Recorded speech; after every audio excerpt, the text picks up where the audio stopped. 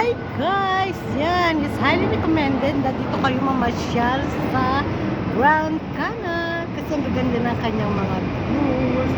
Ayan, lahat mamimili kayo ng mga gusto nyong kakainin. May mga fish, Go Mother Shanghai, One Bistro, may mga Texas Food House, at mayroong Jollibee. May Jollibee din, ang paborito ng lahat.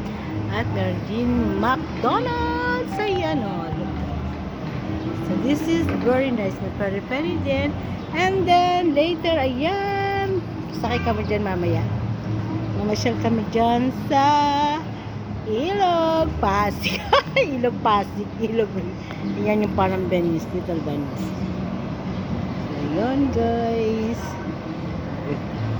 Website na to.